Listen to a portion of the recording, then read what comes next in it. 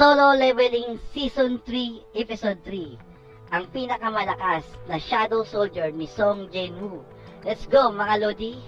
Gaano nga ba kalakas si Vero bilang Shadow Soldier? Bakit mayroon itong intellectual innate nature ng pagiging murderer? At siya lang ang naiiba sa lahat dahil ipinanganak ito para pumatay ng isang hunter. Nagsimula ang episode na ito kung saan umapoy si Jinwoo kaka-reply ng mga bashers ni Jinwoo. Hindi daw niya mapapatawad kung sino man ang maninira sa kanyang brother. Kaya pinagpapawisan siya matapos ang matinding sagupaan against sa mga grupo ng mga trolls. Biglang dumating si Jinwoo at napansin niyang nagtatrabaho talaga ng gusto si Jinwoo para sa kanilang guild. Habang si Jinwoo naman, nagulat sa pagdating ni Jinwoo dahil para daw itong multo. Pumasok daw ito na wala siyang narinig na ingay. Ibinigay ni Jinwoo ang isang bag na punong-puno ng premium essence stones since kakagaling lang niya sa gate, kaya kumuha siya ng essence stones dahil magagamit nila ito upang mapalaki ang guild na tinatayo nila. Na-amaze si Jinwoo sa mga essence stones na nakuha ni Jinwoo dahil hindi na nila problemahin ang salary ng kanilang empleyado. Napatanong si Jinwoo bakit naman nila kailangan ng empleyado. Wika ni Jinwoo, nakalimutan nata ni Jinwoo na kailangan pa nila ng isa pang empleyado upang makapag-build ng isang guild. Sagot ng ating bida, yan lang ba ang problema? Biglang nag-serious mode si Jinwoo dahil mayroon daw silang mas importanteng bagay na dapat nilang problemahin. Kaya nagulat ang ating bida kung ano ang ibig sabihin ni Jinwoo. Sinabi ni Jinwoo, ang pinaka-importante sa lahat kung may naisip na ba si Jinwoo kung ano ang pangalan ng kanilang guild. Kaya sinabi ng ating bida, akala ko ba importante yan? Sagot ni Jinwoo, ito daw ang pinaka-crucial sa lahat ng bagay. May naisip na daw siyang maaaring pwedeng ipangalan ng kanilang guild. Ito nga ay ang Songyo Guild. Partner daw ang kanilang last name o di kaya Yusong Guild. Mas maganda daw pakinggan kung mas nauna ang kanyang last name kaysa sa last name ni Jinwoo. Pwede rin daw Yuhu or Jinjin Guild. At sinabi ng ating bida, how about Solo Play Guild? Since ang kanilang guild nakabase lang sa iisang tao. Nag-freeze ang katawan ni Jinwoo nang narinig niya ang pangalan ng guild. Mukha daw nakakatawa pakinggan at narealize niyang sa kabila daw ng accomplishment ni Jinwoo bilang S-rank hunter, may mga bagay talagang hindi sila magaling. Kung tutuusin, tao pa rin naman daw si Jinwoo.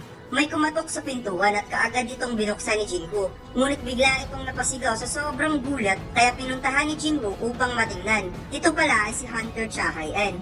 Tinanong ni Jinwoo kung bakit ito nagpunta sa kanyang office. Sagot ni Cha Hae-en, gusto niyang sumali sa guild ni Jinwoo. Pumasok na si Cha Hae-en sa office at gustong i-clarify ni Jinwoo kung bakit gusto nitong sumali sa kanilang guild. Sagot ni Cha Hae-en, gusto lang niyang sumali. Kaya nagtataka ang ating bida kung ano ang nangyari. Tinanong ni Jinwoo kung inutusan siya ng chairman. Sagot ni Cha Hae-en, bakit naman yung gagawin ng chairman? Tinanong niya ulit kung kick out siya ni Choi Jong-in sa Hunter Guild. Sagot ni Cha Hae-en, hindi pa rin. Kaya tinanong niya ito sa huling pagkakataon kung hindi daw ito inutusan ng chairman at hindi siya kick out ni Choi Jong-in, bakit gusto nitong sumali sa kanilang solo play guild. Nagulat si Cha Hae-en sa pangalan ng guild ni Jinwoo. Habang lumapit si Jinwoo sa kanya kung bakit nakadecide kaagad ito ng pangalan, paano naman daw ang kanyang suggestion. Sagot ng ating bida, akala daw niya nag-agree si Jinwoo kasi wala itong sinabi. Kaya hindi na lang niya pinansin si Jinwoo dahil mas confused siya kay Cha Hae-en. Naramdaman ni Jinwoo ang heartbeat at expression ni Cha Hae-en na pilit itong pinapakalma. Subalit hindi daw siya maluloko. Sinabi ni Jinwoo na wala pang 2 years si Cha Hae-en sa Hunter Guild since nagkaroon nito ng awakening. Kaya mayroon pa itong kontrata sa Hunter Guild. Tugon ni Cha Hae-en, mayroon naman daw siyang pera para bayaran ang kanyang penalty. Kaya nagtataka talaga si Jinwoo dahil handa itong bumayad ng penalty para lang sumali sa kanilang guild.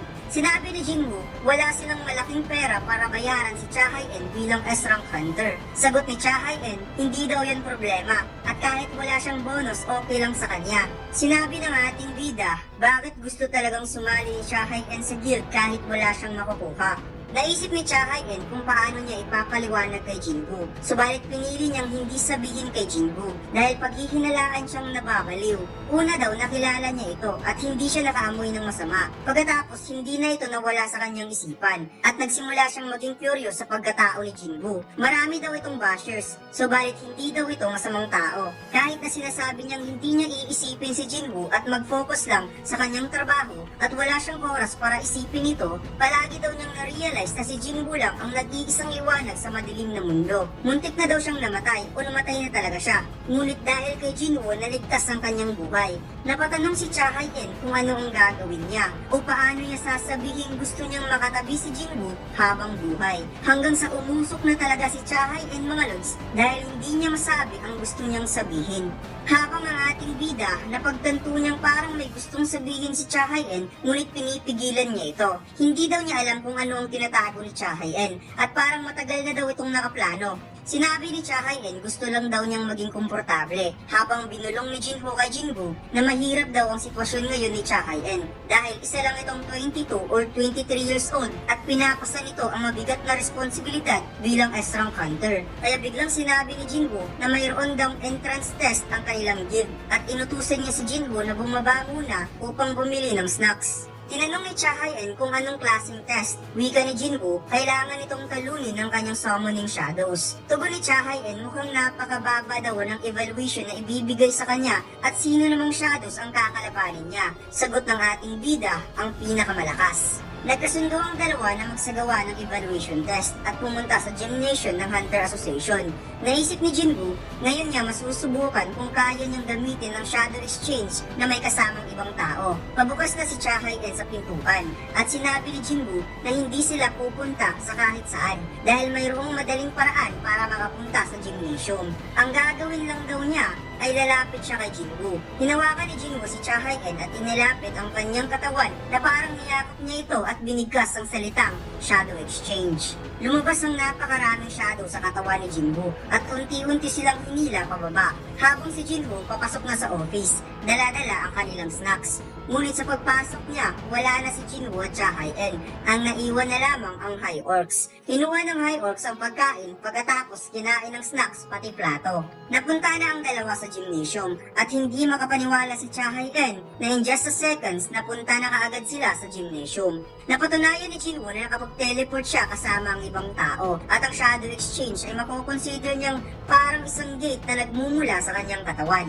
Naalala ni Chahayen na hindi pala niya nadala ang kanyang sandata. Sagot ng ating bida, ang pickaxe ba ang ibig mong sabihin? Kaya naaalala ni Chahayen na may dala-dala siyang pickaxe nung nakalaban ni Jinwoo ang mga High Orcs at sinabi ng ating bida, nagjo-joke lang siya. Nagpunta si Chahayen sa storage room para manghiram muna ng weapon. Ginamit niya ang kanyang hunter license para buksan ang room kung saan bumungad sa kanya ang napakaraming weapon. Nakapili na ng espada si Chahayen at handa na daw siya, kaya kaagad tinawag ni Jinwoo si Igris. Sinabi ni Jinwoo na si Igris ang pinakamagaling na swordsman sa lahat ng shadows. Gagamitin sana niya ang pinakamalakas na shadow, ngunit nag-aalala siya baka mayroong trauma si Chahayen kay Biro.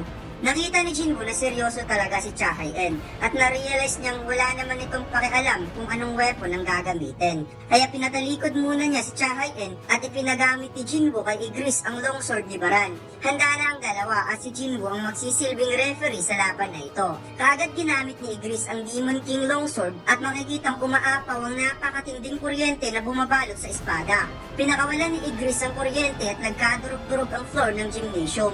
Habang si Chahayen ay parang wala lang sa kanya ang malakas na kuryente sa bilis ng kanyang reflexes at kaagad itong nakalapit kay Igris at nagsagawa ng malakas na atake. Biglang napansin ni Goganhe ang malakas na energy wave at nakita niyang may gumagamit sa gymnasium. Tinawagan niya ang kanyang tauhan upang ilink sa kanyang office ang CCTV ng gymnasium at nakita niyang si Chahayen at Jinwoo pumasok sa gymnasium gamit ang kakaibang skills. Naalala ng chairman na tinanong ni Chahayen kung si Jinwoo ba ang nagligtas sa kanya at nakita niyang parang may nararamdaman si Chahayen para kay Jinwoo. Naisip ng chairman na napaglipasan na talaga siya ng panahon dahil iba na ang kabataan ngayon. Kaya inutusan niya ang kanyang tauhan na patayin ang security camera sa loob ng gymnasium. Pagkatapos, ipinakitang napadilat ang mata ni Jinwoo dahil hindi na makatayo si Igris at mukhang nasira pa ang gym sa lakas ni Chahayen. Seryosong sinabi ni Chahayen na sigurado ba si Jinwoo na si Igris ang kanyang pinakamalakas. Sinabi daw nito sa kanya na tatawagin ang pinakamalakas na shadow para kalabanin niya. Kaya sinabi ni Chahayen, tawagin mo na ngayon din. Sagot ni Jinwoo, baka masasaktan ka lang. Wika ni Chahayen, wala daw siyang pake. Gusto daw niya ng rematch. Nagulat si Jinwoo dahil alam ni Cha-Hae-en na in-extract niya ang Anking, kaya kaagad niyang tinawag si Vero. At tinanong si Cha-Hae-en sa huling pagkakataon kung okay lang sa kanya ang laban na ito. Sinabi ni Jinwoo, ang kanyang shadows ay weak compare noong nabubuhay pa ito. Ngunit si Vero ang naiiba sa lahat dahil ipinanganak ito upang maging weapon against Hunter. Tinanong ni Vero kung anong gagawin sa babae. Sagot ni Jinwoo, tatalunin niya ito na hindi sinasaktan. Nag-agree si Vero at bigla itong nagpalabas ng napakalakas na magical energy kung kaya nabasag tuloy ang mga salamin sa loob ng gymnasium. Habang si Cha-Hae-en hindi makapaniwala na tinalo ni Jinwoo ang monster na ito. At mukhang ugali talaga ni Vero na magpalabas ng magical energy bago ang laban at ang hilig nitong pumugot ng ulo. Nagsimula na ang laban at muling ipinaalala ni Jinwoo kay Vero na hindi sasaktan si Cha-Hae-en. Nakakita ng opening si Cha-Hae-en ngunit sa bilis ni Vero, bigla itong napunta sa kanyang likod at sinabi niyang pareho lang ito sa ginawa sa kanya sa Jeju Island kaya hindi na ito mauulit pa at kaagad siyang nag-counter ng atake. Hinawakan lang ni Vero ang espada ni Cha-Hae-en at sinabing tatalunin lang niya ang kalaban na hindi sinasaktan kaya naisip niyang tatakutin lang niya ito sa pamamagitan ng pag-demonstrate kung gaano siya kalakas. At wika pa niya, napakasimple lang daw ng task na ito. Nag-clash ang bilis ng espada ni Cha-Hae-en at ang bilis ng atake ni Vero. At nakakita ng opening si Cha-Hae-en na matake si Vero direkta sa katawan. Ngunit naiwasan lang ito. Pagkatapos nag-follow up siya ng horizontal slash at naiwasan pa rin ito ni Vero. Nakakita ng pagkakataon si Vero upang ipakita ang kanyang lakas kaya sinagawan niya si Cha-Hae-en at nagpalabas ng magical energy para lang manakot. Napatra si Cha-Hae-en habang si Jinwoo bumiling na sumuko na ito, ngunit ayaw pa ng babae, kaya nagulat ang ating bida. Sinabi ni Jinwoo na si Vero lang ang naiiba sa lahat dahil mayroon daw itong intellectual innate nature ng pagiging murderer. Sa ngayon daw, nararamdaman niyang pinipigilan ni Vero ang kanyang killing intent. Si Vero daw ay mayroong sariling instinct warning na umiiral sa kanyang organism at nare-recognize nito kung ito ba ay isang predator o biktima. Ngunit kapag ang isang biktima ay mas nangingibabaw kaysa sa predator, hindi daw ito katanggap-tanggap. Kaya mabilis na sumalakay si Vero at nagsagawa ng pag-atake at kaagad naman itong naiwasan sa bilis ni Cha-Hae-en. At makikitang parang sineseryoso ni Vero ang laban. Naghanda si Cha-Hae-en ng skills, ang sword dance, at kaagad itong nagsagawa ng napakabilis na atake towards Vero. Nagawang mahawakan ni Vero ang espada kaya pinali at dinurog niya ito. Ngunit parang hindi itong dahilan upang mawalan ng chance si Cha-Hae-en na manalo sa laban dahil ginamit niya ang kanyang skills, ang Blade of Light, at makikitang gamit ang kanyang kapangyarihan, dinugtungan niya ang kanyang espada at mas malaki pa ito kaysa kanina. Nagawang mabaon ni Cha-Hae-en ang kanyang espada sa katawan ni Vero habang si Jinwoo ay sobrang nag-alala dahil sa moment na ito, si Vero ay mayroong simple command na muling babalik sa kanyang utak. Isang command na natanggap niya sa Ant Queen nung ipinanganak siya. Ang command na patayin ang kalaban. Biglang nag-iba ang aura ni Vero at sinabing ang babaeng ito ay isang kalaban. Kaya nagsagawa ito ng isang pamatay na atake habang si Jinwoo ay napasigaw kay Vero at si Cha-Hae-en ipinikit na lamang ang mga mata. Gumawa ng malakas na impact ang ginawa ni Vero at nagawa itong mapigilan ni Jinwoo. At sinabihan niya itong tumigil ka na. Kaya umatras si Vero at humingi ito ng tawad kay Jinwoo. Sinabi ni Jinwoo bakit daw ito ginagawa ni Cha-Hae-en. Inilagay daw niya sa panganib ang kanyang buhay. Bakit gusto nitong sumali sa guild na wala pang pangalan? Sinabi ni Jinwoo, baka may gusto ka sa akin. Biglang nagulat si Cha-Hae-en sa sinabi ni Jinwoo at napaisip ang ating bida kung ano ba ang pumasok sa utak niya. Bakit niya ito nasabi? Sagot ni Cha-Hae-en, yes, sa tingin daw niya may gusto siya kay Jinwoo. At dito lang nagtatapos ang ating kwento mga lods. Huwag niyong kalimutan mag-like, follow, subscribe sa Cider Anime TV at pakishare na rin. Maraming salamat!